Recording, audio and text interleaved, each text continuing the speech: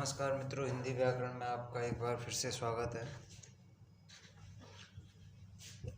हिंदी व्याकरण में हमने समास पढ़े थे लास्ट वीडियो में।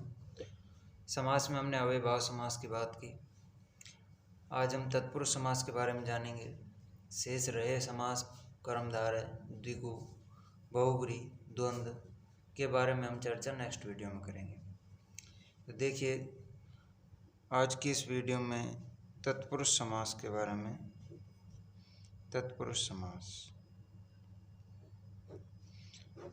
अव्ययभाव समास में हमने जाना था कि प्रथम पद में कोई ना कोई उपसर्ग होता है, लेकिन नकारात्मक अर्थ देने वाले उपसर्ग अव्ययभाव समास के अंतर्गत नहीं रखे जाते, वो तत्पुरुष समास में आते हैं। तत्पुरुष समास में उसका एक भेद है, नन तत्पुरुष समास।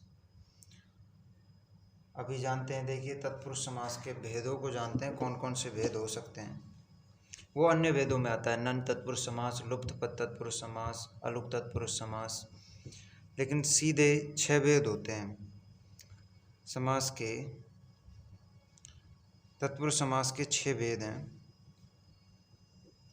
और वो भेद किए गए हैं कारक की विभक्तियों के आधार पर। हिंदी में कारकों की संख्या 8 होती है, 8 कारक हैं हिंदी में। उनमें से कर्ता कारक को हटा दें और संबोधन कारक को हटा दें, शेष रहे 6 कारक, उनकी विभक्तियों का लोप होता है तत्पुरुष समास के अंतर्गत। तो हम उन 6 विभक्तियों के आधार पर इसका क्लासिफिकेशन कर सकते हैं। देखिए, पहला है कर्म तत्पुरुष समास। कर्ता को हटा दिया तो कर्म बचा, कर्म तत्पुरुष। करण तत्पुरुष,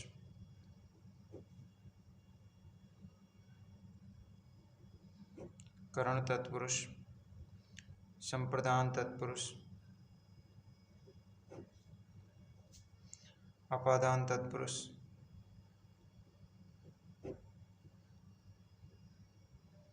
संबंध तत्पुरुष और अधिकरण तत्पुरुष।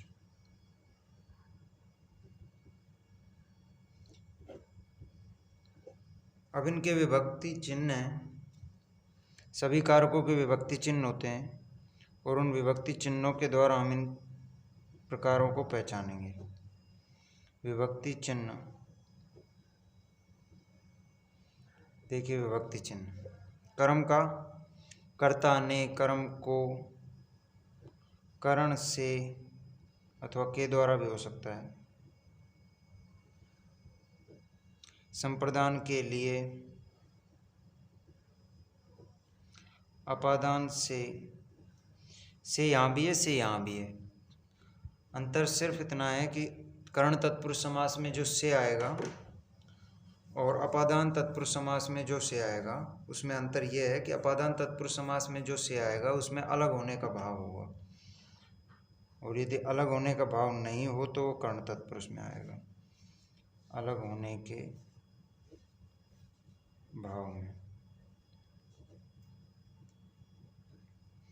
संबंध में का, के, की और अधिकरण में, पे, पर होते हैं।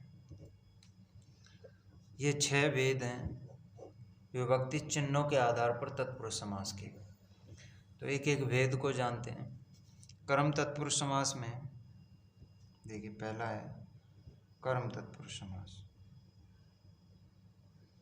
कर्म तत्पुरुष समास में दिए गए,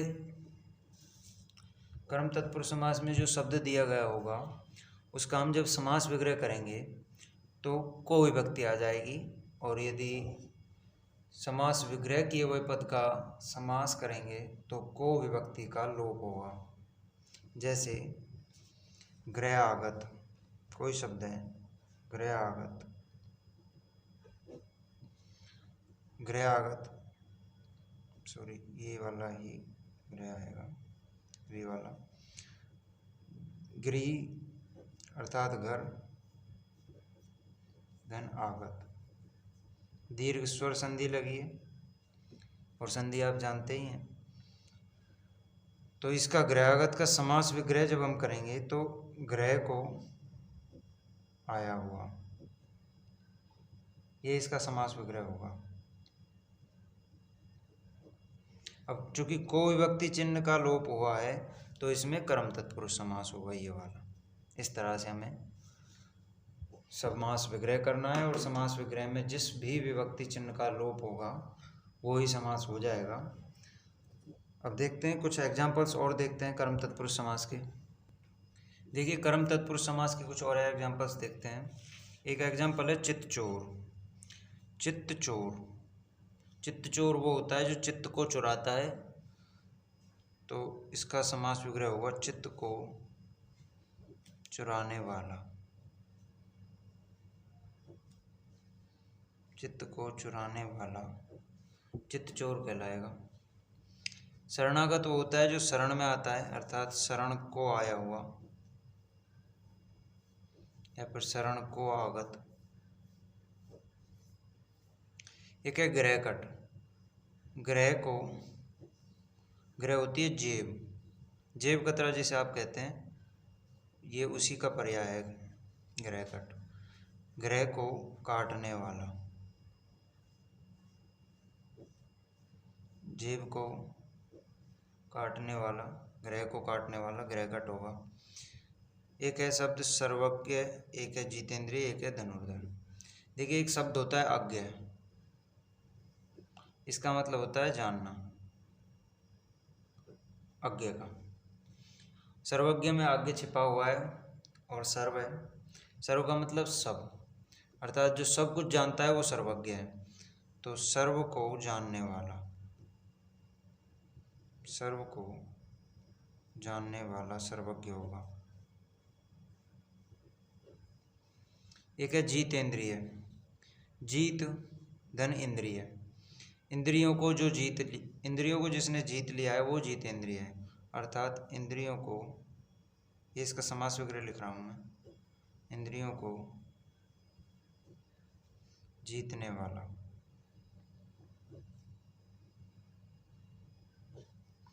और धनुर्धर में धनु धनधर है, ये इसका देखिए संधि विच्छेद भी कर रहा हूँ मैं धनुर्धर का। धनु धनधर, विसर्ग का रे में परिवर्तन हुआ है तो बन गया धनुर्धर। देखिए धनुष को धारण करने वाला, धनुष को धारण करने वाला धनुर्धर कहलाएगा। तो सभी में को विभक्ति चिन्ह का लोप हुआ है, इसीलिए हम कह सकते हैं कि इन सभी शब्दों में कर्म तत्पुरुष समास है। प्रश्न देखिए इस तरह से आएगा कि चित्तचोर का समास विग्रह कीजिए। ऑप्शंस होंगे, उनमें से कोई एक ऑप्शन ये होगा तो आपको ये राइट करना है। प्रश्न इस तरह से भी आ सकता है कि चित्त को चुराने वाला का समास युक्त पद होगा, ऑप्शन एक उनमें से चित्तचोर होगा जो आपको सही करना है। तीसरा प्रश्न इस तरह से बन सकता है कि चित्तचोर में कौन सा समास है। एक तो 6 समासों में से कोई 4 ऑप्शन दे दे, कर्मधारय है, तत्पुरुष है, अव्ययभाव है आदि। और एक इनमें से भी भेद में पूछ सकता है कि चित्तचोर में तत्पुरुष तो है ही, साथ ही तत्पुरुष का कौन सा भेद है, कर्म तत्पुरुष है, कर्ण तत्पुरुष है, संप्रदान है, अपादान है। तो आपको पहचानना है कि कर्म तत्पुरुष समास है। इसी तरह से सभी में प्रश्न बन सकते हैं। देखिए नेक्स्ट है कर्ण तत्पुरुष समास। कर्ण में से या के द्वारा होगा। कर्ण का देखिए शाब्दिक अर्थ होता है कर्ण का साधन। देखिए 2 कर्ण होते हैं, एक तो ये कर्ण होता है, ये तो होता है कान, एक ये कर्ण है, यह साधन, 2 कर्ण। तो कर्ण तत्पुरुष समास में दिया हुआ शब्द कोई ना कोई साधन का काम करेगा, कोई ना कोई माध्यम का काम करेगा। जैसे वहाँ पर कर्ण तत्पुरुष समास होता है तो कर्ण का शाब्दिक अर्थ हुआ साधन या माध्यम होता है, इसमें कोई ना कोई माध्यम होगा। जैसे मैं एग्जांपल देता हूँ आपको एक, जैसे मैं पेन से लिखता हूँ तो पेन लिखने के लिए साधन हुआ, तो पेन में वहाँ कर्ण कारक होगा। जैसे मैं कहता हूँ कि मैं साइकिल से विद्यालय जाता हूँ, तो साइकिल वहाँ पर साधन का काम कर रही है, माध्यम का कार्य कर रही है, तो वहाँ पर कर्ण तत्पुरुष समास अथवा करण कारक होगा। तो देखते हैं कुछ और एग्जांपल्स देखते हैं करण तत्पुरुष समास के। देखिए करण तत्पुरुष समास के एग्जांपल हैं। इसका विभक्ति चिन्ह से या के द्वारा होता है, तो इसी का विलोप होगा, इसी का लोप होकर के ये शब्द बनेंगे। तो समास विग्रह करने के लिए आपको यह आना चाहिए कि किसी भी शब्द में कारक कौन सा है। कारक का जब आपको ज्ञान हो जाएगा तो आप कारक जौन सा भी कारक है, जैसे कर्ण कारक है, कर्ण तत्पुरुष समास है, तो से या के द्वारा आप विभक्ति चिन्ह बीच में जोड़ देंगे तो समास विग्रह का कार्य हो जाएगा। जैसे धर्मांध से मुझे पता लग रहा है कि इसमें कर्ण तत्पुरुष समास है, तो मैं विभक्ति चिन्ह से जोड़कर इसके मध्य में और समास विग्रह का कार्य कर रहा हूँ। तो धर्मांध का धर्म से अंधा धर्मांध कहलाएगा, ये इसका समास विग्रह हो। धर्म धन अंधा से ये शब्द बना है, चूँकि कर्ता है तो अंधा का अंध बन गया है, और ए मिलकर आ बना देंगे तो धर्मांध हो जाएगा दीर्घ स्वर संधि के नियम से। ऐसे शब्दों पर आप विशेष फोकस रखिए जिनमें संधि भी हो रही है और समास भी हो रहा है, वहाँ से प्रश्न बनने की संभावना ज़्यादा है। हस्त से लिखित या फिर हस्त के द्वारा लिखित भी सही है। रेखा के द्वारा अंकित, रेखांकित होगा, यहाँ भी संधि का कार्य हुआ है। देखिए एक शब्द है बड़ भूंजा, भाड़ के द्वारा भूंजने वाला,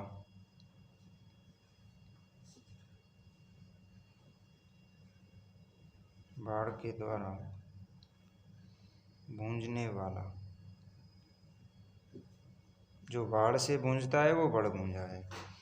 रस से जो भरी है वो रस भरी है, रस से भरी, तारों से भरी।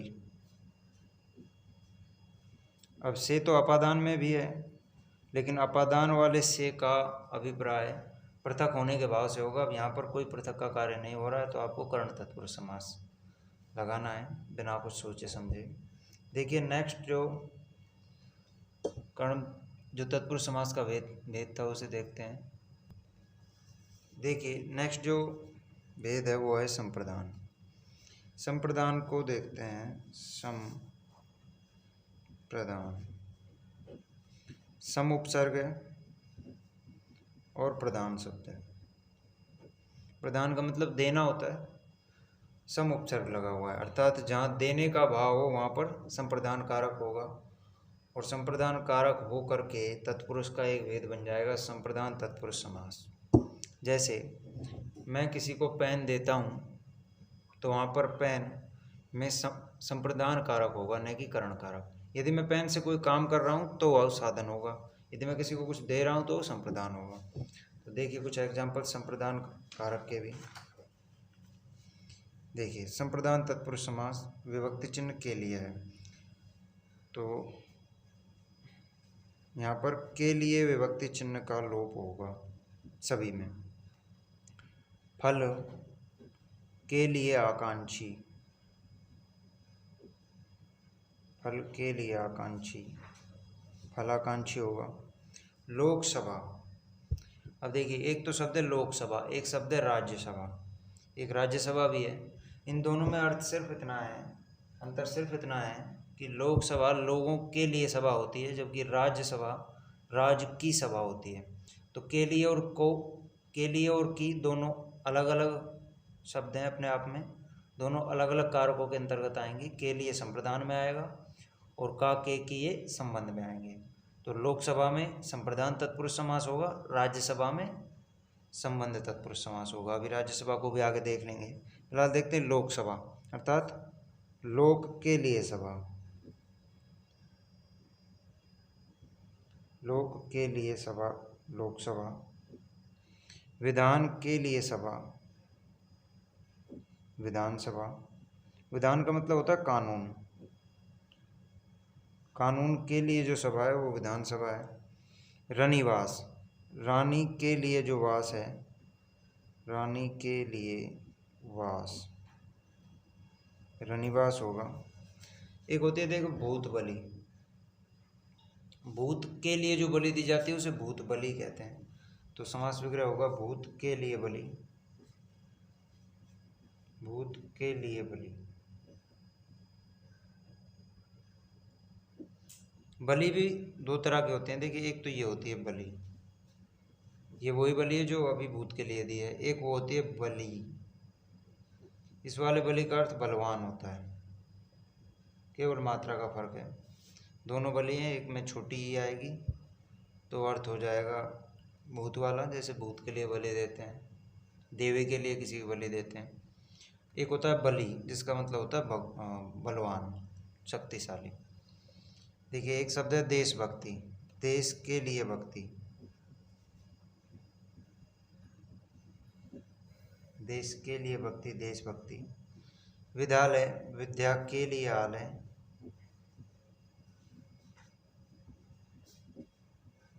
विद्या के लिए आलय, विद्यालय। एक है बलि पशु, यानी कि पशु के, सॉरी, बलि के लिए पशु, ये होगा इसका समास विग्रह, बलि के लिए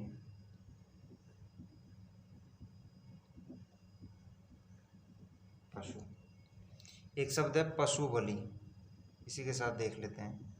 यदि बलि पशु आता है तो बलि के लिए पशु है, और पशु बलि आता है तो पशु की बलि है। और के लिए और को का दोनों अलग अलग आ गए तो के लिए में तो संप्रदान हो जाएगा, का के की में संबंध हो जाएगा। तो पशु बलि भी अभी आएगा, देखिए जो संबंध का तत्पुरुष समास है उसमें हम पशु बलि को देखेंगे। तो ये मिलते जुलते शब्द हैं, उसको एक साथ रखकर आपको कंपेयर करते हुए इनमें भ्रमित नहीं होना है और आंसर को सही कर देना है। यहाँ पर भी इसी तरह से प्रश्न बनेगा, फलाकांक्षी कोई शब्द दी जाएगा आपको, फलाकांक्षी अथवा इसके जैसा कोई और शब्द, और आपसे पूछा जाएगा कि समास कौन सा है।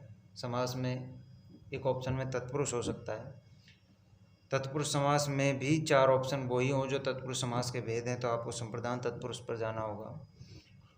और साथ ही साथ इसका समास विग्रह पूछा जा सकता है, और समास विग्रह किए हुए पद का समस्त पद पूछा जा सकता है। चार प्रकार से प्रश्न बनते हैं समास के अंदर। अब देखते हैं नेक्स्ट समास है हमारा अपादान समास। अपादान तत्पुरुष समास है, इसमें से आएगा लेकिन अलग होने के भाव में आएगा।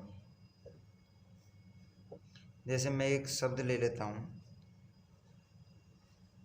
जैसे मैंने एक शब्द लिया कामचोर,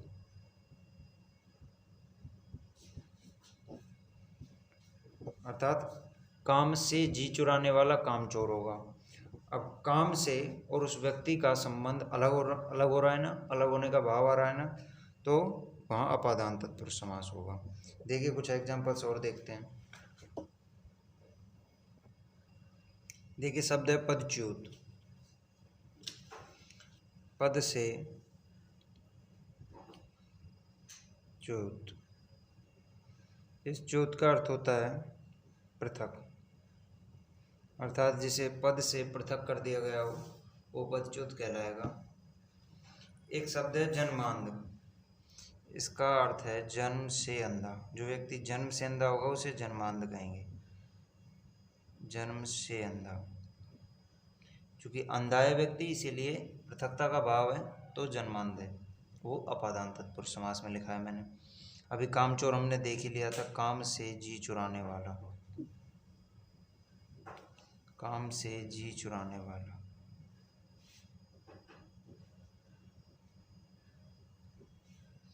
एक है सेवा मुक्त, सेवा से मुक्त। सेवा से मुक्ति दे दी गई है, अर्थात पृथक कर दिया गया है सेवा से, और पृथकता के भाव में अपादान तत्पुरुष समास होगा। ज़्यादा परेशानी नहीं आएगी अपादान समास में, अपादान तत्पुरुष समास में अपादान कारक को पहचानने में ज़्यादा मुश्किलों का सामना नहीं करना पड़ेगा। ज़्यादा जो भ्रामक है वो स्थितियाँ हैं वो हैं संबंध तत्पुरुष और संप्रदान तत्पुरुष। इसमें एग्जाम्पल्स काफ़ी घुल मिल जाते हैं। देखिए रामचरित, राम का चरित्र, का के की आदि विभक्तियों का लोप होगा संबंध तत्पुरुष समास में। राम का चरित्र, रामचरित। नगर पालिका, नगर की पालिका।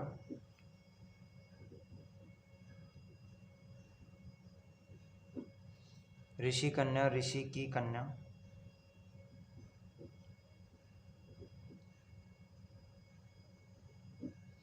राजपुत्र, राजा का पुत्र। राजसभा, राज की सभा, न कि राज के लिए सभा, राज की सभा है। लोकसभा लोगों के लिए सभा थी, यह राज की सभा है। मंत्रिपरिषद भी मंत्रियों की परिषद है, उसे मंत्रिपरिषद कहेंगे।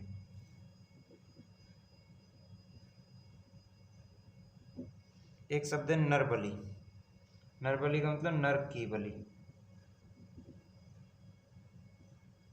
और एक है ग्रामोत्थान, अर्थात ग्राम का उत्थान, ग्राम की तरक्की, ग्रामोत्थान कर रहे हैं। अब देखिए, का, की, के, का और की मुख्य रूप से दो का ही लोप हुआ है यहाँ पर। तो चूंकि का, की का लोप हुआ है तो संबंध तत्पुरुष समास होगा इन सभी शब्दों में भी। नेक्स्ट देखते हैं अधिकरण तत्पुरुष समास। इसमें में पर आदि विभक्ति चिन्ह आते हैं। कारक के दृष्टिकोण से देखा जाए तो कुछ वाक्य एक वाक्य लेते हैं हम जहाँ पर अधिकरण तत्पुरुष समास हो। जैसे देखिए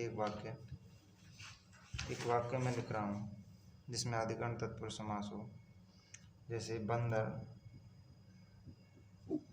दीवार पर बैठा है।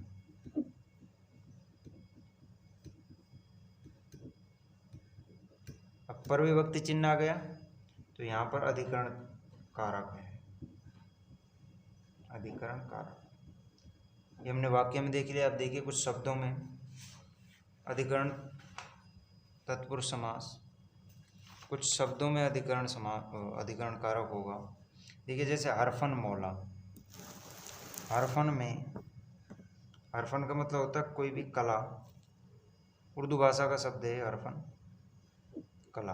हरफन में मौला, और मौला का शब्द अर्थ होता है उस्ताद,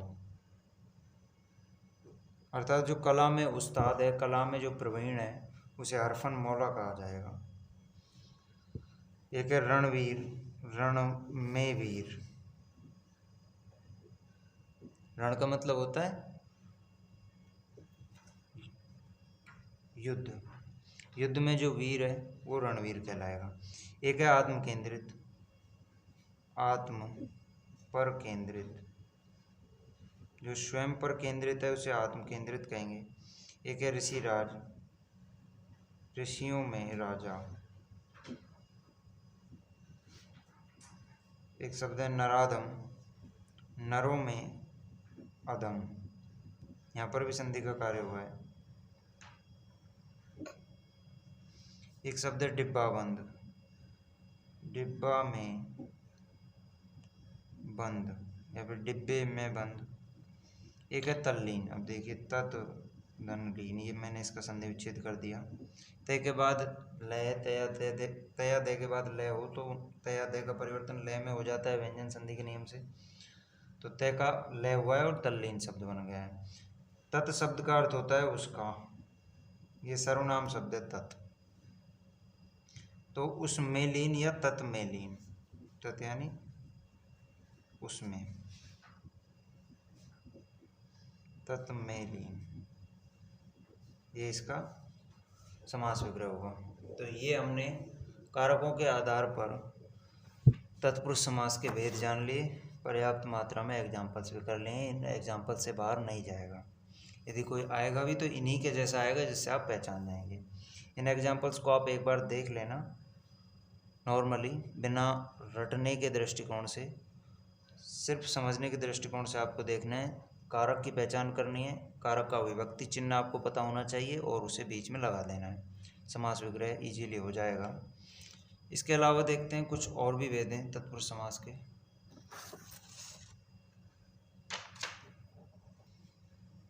देखिए इन 6 कारक के आधार पर ये 6 समास के भेद हमने पढ़े। इसके अलावा भी कुछ अन्य भेद प्रचलन में हैं, समास के अन्य भेद देखते हैं। उन अन्य भेदों में पहला है अलुक तत्पुरुष समास। अलुक तत्पुरुष एक है नन तत्पुरुष, तीसरा है उपपद तत्पुरुष और अंतिम है लुप्त पद तत्पुरुष। देखिए इनमें क्या क्या होगा। अलुप्त तत्पुरुष समास में वो सभी एग्जाम्पल्स आएंगे, ध्यान से सुनना। अलुप्त तत्पुरुष समास में वो सभी एग्जाम्पल्स आएंगे जिनमें प्रथम पद में कोई भी संस्कृत का शब्द आएगा और उसकी विभक्तियों का लोप नहीं होगा। ध्यान रखना, उनकी विभक्तियों का लोप नहीं हो जहाँ और प्रथम शब्द संस्कृत का हो तो वो अलुप्त तत्पुरुष में आएगा। जैसे एक शब्द देखते हैं वाचस्पति, वाचस्पति। इस शब्द को देखिए, अब इसके टुकड़े कीजिए, वाचस धनपति। कहीं भी किसी भी चीज़ का लोप हुआ क्या? नहीं हुआ, अलुप्त तत्पुरुष समास में आएगा। इसके और भी एग्जाम्पल है जिन पर अभी हम चर्चा करेंगे। एक एक बार सबको देख लेते हैं। एक बार देखिए नन तत्पुरुष समास, इसमें नहीं अर्थ देने वाले उपसर्ग होंगे, अर्थात जो पहला शब्द होगा वो उपसर्ग होगा। अव्ययभाव में भी उपसर्ग था, लेकिन अंतर इतना है कि अव्ययभाव में जो शब्द थे, जो उपसर्ग थे, उन सभी में से नकारात्मक अर्थ प्रदान करने वाले, जैसे ए है, जैसे ना है, जैसे अन है, इत्यादि शब्दों का प्रयोग नन तत्पुरुष समास में होगा, अर्थात नकारात्मकता का भाव है इसमें, नकारात्मकता नन तत्पुरुष समास में। एक है उपपद तत्पुरुष समास, इसमें प्रत्यय होगा, प्रत्यय का प्रयोग किया जाएगा शब्द के अंत में। जैसे कोई शब्द देखते हैं, जैसे एक शब्द देखते हैं हम शक्तिदायक, दायक का मतलब देने वाला। अब दायक में अक प्रत्यय, तो यहाँ पर प्रत्यय हुआ, तो प्रत्यय होने पर ही हमें ज्ञात हो गया कि यहाँ पर उपपद तत्पुरुष समास है। इसका समास विग्रह करेंगे तो शक्ति को देने वाला, शक्तिदायक होगा।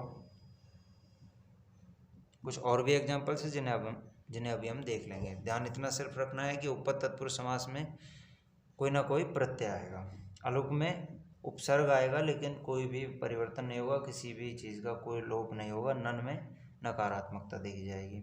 लुप्त पद तत्पुरुष समास में शब्दों का लोप हो जाता है, कारक चिन्हों का लोप हो जाता है। कारक चिन्हों का लोप तो उन 6 में भी हुआ था, लेकिन यहाँ पर कारक चिन्हों के साथ साथ अन्य शब्दों का भी लोप हो जाता है। देखिए जैसे एक शब्द देखते हैं तुलादान। अब देखिए तुला से बराबर कर दिया, तुला से बराबर कर दिया जाने वाला दान, अर्थात वह दान जिसे तुला से तोल करके बराबर 2 भागों में बांट करके, 2 या 2 से अधिक भागों में, लेकिन होंगे बराबर, तुला से बराबर कर देने पर जब दान दिया जाएगा, दाना नहीं, दान है, वो जो दान होगा वो तुला दान होगा। अब देखिए से का, यदि सिर्फ से का यहाँ पर लोप होता तब तो ये कर्ण तत्पुरुष में चला जाता, लेकिन लोप हुआ है बराबर कर दिया जाने वाला, इसका भी तो लोप हुआ है, तुला और दान ही तो शेष हैं, तो इस पूरे का लोप हुआ है। तो चूँकि कारक चिन्हों के साथ साथ अन्य शब्दों का भी लोप हुआ है, तो ये लुप्त पद तत्पुरुष समास में आएगा। अब कुछ एग्जाम्पल्स भी हैं अलुप के, नन के और उपपद और लुप्त पद के, उन्हें देख लेते हैं। इसके बाद हमारा तत्पुरुष समास लगभग समाप्त हो जाएगा। देखिए एग्जाम्पल्स, देखिए अलुप तत्पुरुष समास, युधिष्ठिर, इसमें भी संधि का कार्य हुआ है, युधि स्थिर। मैंने आपको व्यंजन संधि में बताया था कि हिसु स्वर हो प्रथम पद के अंत में, द्वितीय पद के प्रारंभ में स्थित से थे का से ठे में परिवर्तन हो जाता है। इस से का दंत्य से का मूर्धन्य से में और थे का ठे में परिवर्तन हो जाता है। इसे सटुत्व संधि के नाम से भी जानते हैं। तो से थे का से ठे में परिवर्तन कर दिया तो युधिष्ठिर बन गया। अब देखिए युद्धि का मतलब युद्ध से है यहाँ, अर्थात जो युद्ध में स्थिर रहे उसे युधिष्ठिर कहेंगे। ये महाभारत वाले ही हैं। युधिष्ठिर युद्ध में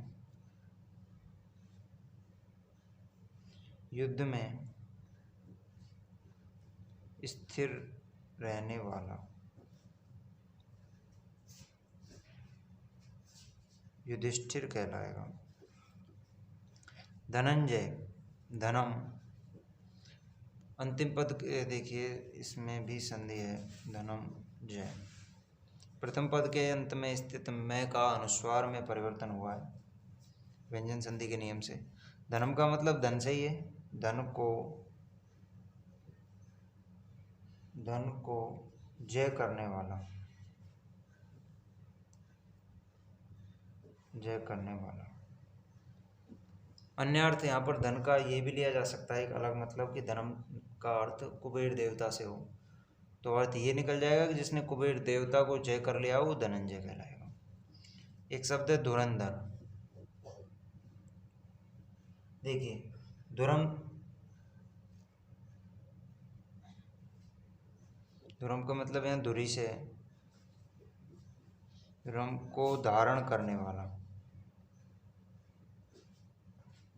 धारण करने वाला। जो धुरी को धारण किए वह धुरंधर है। अब यहाँ पर भी कोई परिवर्तन नहीं हो रहा है। देखिए धनम जय में केवल संधि का कार्य हुआ है, समास का कोई विशेष परिवर्तन नहीं है, तो ये आलोक तत्पुरुष समास में आएगा। एक है मनस, मनसिज, इसमें मनस प्लस जय है, अर्थात मन में उत्पन्न होने वाला,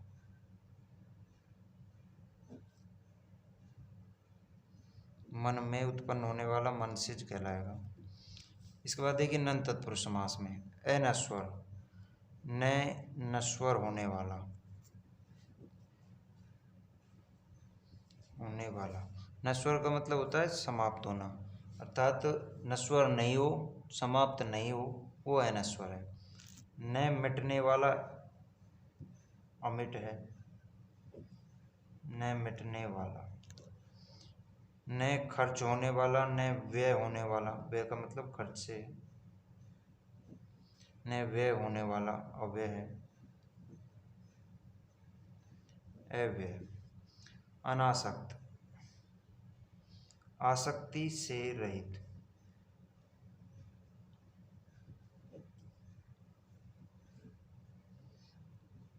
जो आसक्ति से रहित है, आसक्ति से दूर है, वो अनासक्त है। अब देखिए उर्दू भाषा के भी दो उपसर्ग हैं, एक उपसर्ग है यहाँ पर ना उपसर्ग, इसका अर्थ भी यही होता है नहीं।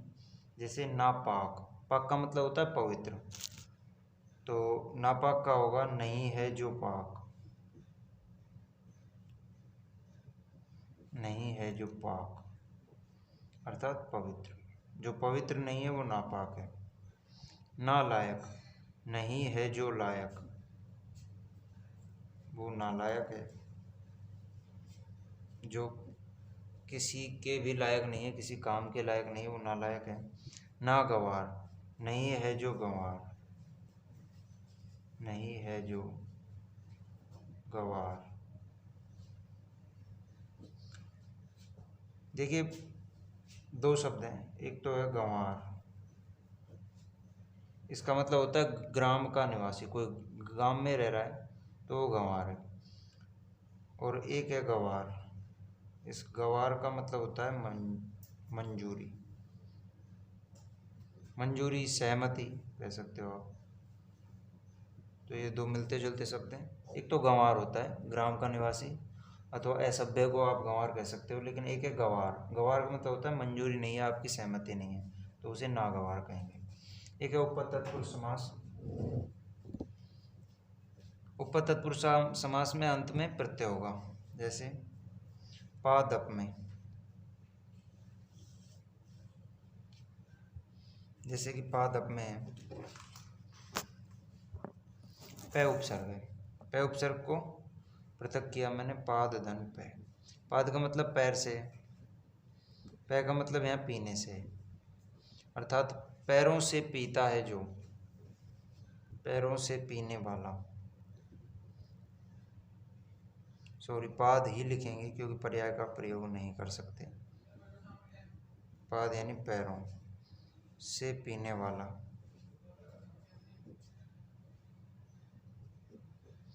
एक है खग। अब यहाँ पर देखिए खग में ख और गै प्रत्यय। गै प्रत्यय का अर्थ होता है गमन करना और ख का अर्थ होता है आकाश। ख, जो ख शब्द है वो आकाश का पर्याय है, अर्थात ख आकाश में गमन करने वाला।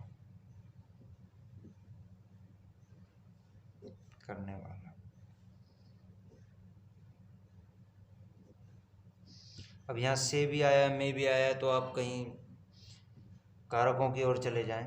पहली बात तो यह है कि दोनों ऑप्शंस में मिलेंगे ही नहीं। यदि आप ये सोच रहे हैं कि पादप में पाद से पीने वाला है, से करण तत्पुरुष समास में भी हो सकता है, यदि आप ऐसा सोच रहे हैं तो दोनों तो ऑप्शंस में मिलेंगे ही नहीं। और यदि मिलेंगे भी तो आपको उपर तत्पुरुष समास को देखना है, इसी को प्रायोरिटी देनी है। बाकी ऐसा हुआ नहीं है अभी तक कि दोनों को ऑप्शंस में दे, कोई भी एक मिलेगा। एक है राजनीतिज्ञ। अज्ञ शब्द का मैंने अभी बताया था। अज्ञ का अर्थ होता है जानना, अर्थात जो राजनीति को जानता है वो राजनीतिज्ञ है। राजनीति को जानने वाला।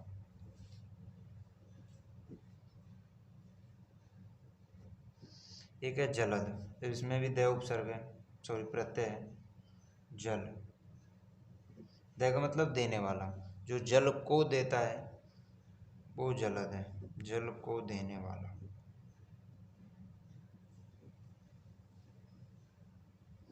और जल को देने वाला कौन है? बादल। इसमें बहुव्रीहि समास है।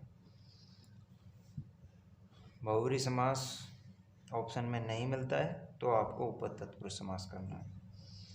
इसके बाद देखते हैं लुप्त पद तत्पुरुष समास में, जिसमें विभक्ति चिन्हों के साथ साथ अन्य पदों का भी लोप हो जाता है, वो लुप्त पद तत्पुरुष समास होता है। जैसे रसगुल्ला में रस में डूबा हुआ गुल्ला,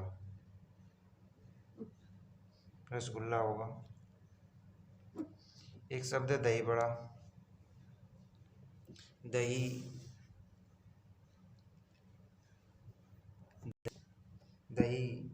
में डूबा हुआ, दही में डूबा हुआ बड़ा।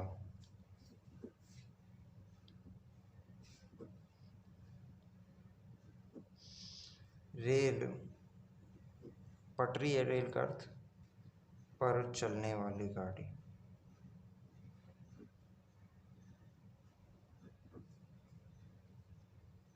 रेलगाड़ी होगी। रसगुल्ला में, ये रसगुल्ला हो गया है, लिख लिया होगा। देखिए पकौड़ी में पकी हुई है जो बड़ी। एक है वायुयान। वायु में चलता है जो यान, वो वायुयान होगा। इस तरह से हमने पर्याप्त मात्रा में एग्जाम्पल्स भी देख लिए हैं लुप्त पद तत्पुरुष समास के। एक और छोटी सी पहचान है लुप्त पद तत्पुरुष समास की। देखिए एक चीज़ हम बताना भूल गए थे कि लुप्त पद तत्पुरुष समास में दूसरा पद प्रधान होता है। दूसरा पद प्रधान होगा।